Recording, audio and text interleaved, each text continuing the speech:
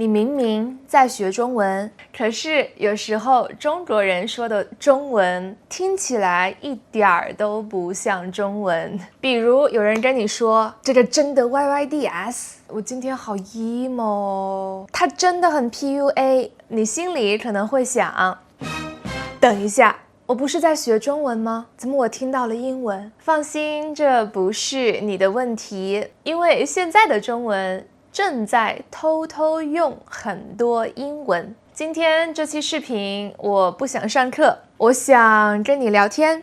我们一起看看在现在的中文里都用了哪些英文。有的是英文的缩写，有的是中英文一起，还有一些虽然是英文，但是意思已经变了，只有在中国变了。如果你学中文学到这里，觉得中文有点乱，那说明一件事情，你已经不是中文的初级水平了。说实话，有些词，即使我是中国人，但是有时候第一次听到它的时候，我也要想一下啊，这是什么意思？所以今天我们不用背单词，不用背语法，就是用最真实的中文来聊一聊这些词。其实不止中文是这样，很多语言都会用缩写，也会用别的语言的词，大多数都是英语的词。比如在法语、意大利语里面，你也可以听到很多英语词，比如 sport、computer， 比如 comprehensible input， 我觉得。而且法语、英语、意大利语他们自己也都很喜欢缩写，比如我知道法语里的 s'il vous plaît， 它会是 SVP， 英语里也有 TTYL， 意思是 talk to you later。 所以你会发现一件事，当一种语言每天都被很多人使用的时候，它一定会变快，也一定会变懒。中文其实也一样，在中文里，这些表达有些是从英文来的，有些是从拼音来的，它们看起来都不是汉字，而是字母。今天这期视频，我们就来聊一聊，为什么现在的中文会突然出现这么多像英文的东西，以及我们在生活中可以怎样更自然地说中文。我们先看第一类这样的词，它是英文的缩写，比如 DDL， 如果用中文的口音去读这个词的话，它应该是 DDL。DDL 是什么？ Deadline。 我在和我的很多学生上课的时候，有时候我会很习惯说 DDL。 我觉得 DDL 这个缩写和 deadline 这个词，它们两个其实看起来很像，所以我一直都觉得可能我的美国学生他们也知道 DDL， 但是答案是他们所有人都不知道 DDL 是什么意思，只有我说啊 DDL deadline， 他们才会哦，原来是这样。如果你在 Google 上或者你在 Pleco 上查Deadline 用中文怎么说？那 Deadline 的中文翻译是截止日期。截止日期4个字很长，而且很不好发音。你想一下，你在工作，你要问别人他们的截止日期是什么时候，然后你开始打字，这个工作的截止日期是明天晚上，和这个工作的 DDL 是明天晚上，你会选哪一个？对，不是中文不行，是 DDL 它更方便。在工作的时候，你一定要记清楚你自己的 DDL。 学中文做中文作业也是哦。我们再来看第二个词 PUA。 我发现我的很多美国学生也不知道这一个词。 PUA 它本来的意思是 Pickup Artist，其实挺复杂的，但是现在在中文里，如果你听到他现在在 PUA 我，那这个意思就是这一个爱情它不太正常，可能这个人他很想控制你，他很想在心理上控制你，他让你觉得我不好，我不完美，我不漂亮，我不努力，我不够优秀，但是其实你已经很优秀了。如果让我用一个英文去解释 PUA 的话，我觉得应该是 mentally control 或者是 hidden humiliation， 差不多这样。它和英文的意思已经完全不一样了。我之前在这个视频里也分享了我之前的一段爱情的经历。那在那段爱情经历里，我的前男友他 PUA 我，但是现在已经没有这些事情啦。第三个词 emo 这个词也有很多人不知道，它也是来自于英文 emo 的意思就是 emotional， 而且一般是一种不太积极、比较消极的情绪，比如很伤心、很难过，想起来很多不好的回忆，想起来之前自己的很多困难，自己很辛苦的生活。比如我觉得去年有一段时间，我的生活里发生了很多事，我的身体也不太健康，我的工作也不太顺利，我的社交也不太顺利，很多很多不顺利的事情。那每天晚上的时候，我的脑子里就会想很多这些不好的事情，我也会很伤心，我也会很难过。我没有哭，但是我难过。这时候我什么都不想说，什么都不想做，甚至什么都不想看，我只想安静的发呆。那个时候我觉得每天晚上我都挺 emo 的。那在我的生活里有很多人，他们工作不顺利，他们因为工作 emo， 也有很多人爱情不顺利，因为爱情 emo， 也有很多人刚刚毕业，不知道自己要做什么，因为不知道要做什么而 emo。 生活中有很多让我们 emo 的事情，你最近有没有让你 emo 的事情呢？最近很幸运我没有哦。那所以这一部分你记住一个词就够了，偷懒。偷懒不是我们不想说中文，而是用这些英文词更方便更快。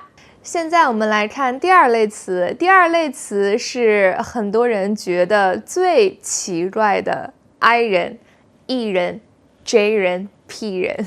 我的学生们现在他们都知道了，因为我上课的时候总是和他们说这些网络流行语。我先说一句话，这些词你不需要非常熟悉、非常了解它们原来的意思，不需要了解就能用，因为在中文里它已经变成了一种标签。I、E、P、J 这4个字母，它们其实都来自于一个测试 MBTI 测试。我知道这个测试其实很早很早就有了，但是我也不知道为什么最近几年在中国特别火。不管你们是熟悉的朋友，还是第一次刚刚见面的朋友，好像社交的时候几乎都会聊到这个话题，几乎都会聊到 MBTI。 每个人都会问别人，你的 MBTI 是什么？每个人也都会被别人问你的 MBTI 是什么。其实我觉得我也不太相信 MBTI， 但是它现在在中国已经变成了一种社交方式了，所以我觉得聊一聊也没有什么问题。在 MBTI 里，我们有 I 人、E 人、J 人和 P 人。I 就是 introvert，因为现在，如果你想说你很害羞，你很内向，你可以直接说我很 I， 我是 I 人。那现在你应该已经知道 E 就是 extrovert。如果你很喜欢和别人出去玩，很喜欢和别人社交，很外向，特别喜欢讲话、健谈，那你可以说我很 E， 我是一个 E 人。一般 I 人和 E 人的性格差的很多，所以可以很容易就看出来。P 人他在中文里，他的意思就是你没有计划。J 人他是有计划。比如和你们分享一下，我的 MBTI 是 INFJ。这个 MBTI 现在我不知道还是不是这样，因为这个测试是我在2年前做的，现在我的 MBTI 可能已经变了。INFJ， 我是一个 I 人，很明显我真的是一个 I 人。我是一个 J 人，这个我不太知道，因为有时候我觉得我很有计划，有时候我觉得我也很没有计划，有一些选择困难症。那如果你看到这里的话，你可以告诉我你的 MBTI 是什么吗？你是 I 人还是 E 人？你是 J 人还是 P 人？所以这一类你只需要记住一个词标签，它其实不是在分析你，而是一种社交方式，你可以很方便的介绍你自己，尤其是你不想和别人说话的时候。现在我们再来看第3类词，这类词是非常有感觉、非常有情绪的一类词，比如 YYDS。这个词不是从英文来的，它是从中文拼音来的 YYDS， 永远的神 Forever God。 它的意思就是哇，这个东西太棒了，太牛了，太溜了，太厉害了。比如你们的中文 YYDS， 我的中文也是 YYDS。这个咖啡 YYDS， Stella 老师 YYDS。那我们当然可以说别的词，咖啡真的好喝，咖啡 YYDS。你们觉得哪一句话更有感觉呢？还有一个词 XSWL。这个也不是从英文来的，这个也是从中文拼音来的，它的意思就是笑死我了，笑死我了。当然我们也有很多别的话可以说，比如哇，很幽默，很好笑，很搞笑，很有意思，很有趣。但是我们也可以简单的说笑死我了，意思是我真的要 literally 笑死了这样的意思。所以这一类你就记住一个词，情绪。它们的意思可能和其他的词差别不大，都一样，都是一个意思，但是它们更有情绪。尤其是在微信聊天的时候，在中国很多的网络流行语都是最开始在微信聊天上出现的。最后我们来看一下第4类词，非常简单。我知道你们在最开始学习中文的时候，你们一定都学习了你好，好的，再见。但是有一个事实，在中国，如果是年轻人之间，我们想说你好，我们一般不说你好，我们会直接说 hello hello hello hello hello hello。如果我们想说再见，我们也一般不说再见，很奇怪，我们会说拜拜拜拜拜拜拜拜拜拜拜拜拜拜。如果我们想说 OK no， 如果我们想说好的，我们也可以说 OK。OK， 这个非常常见。当然，不是所有的人都这样。我只是说，在我看来，在我身边的这些朋友里，我们经常说 Hello、Bye、OK， 这些非常常见。所以你现在再看这些字母，它们其实不乱。英文缩写是为了省事。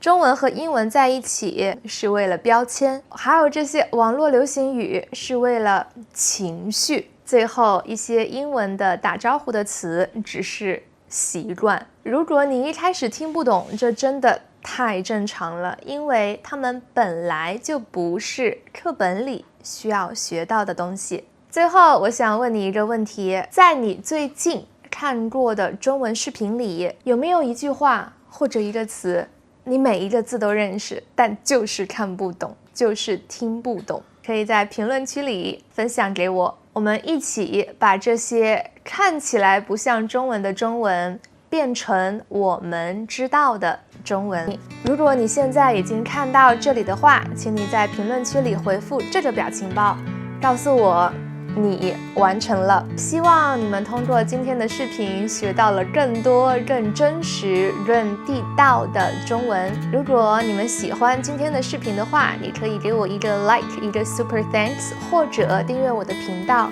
这对于我来说都非常重要。谢谢你们的喜欢，我们下一个视频再见。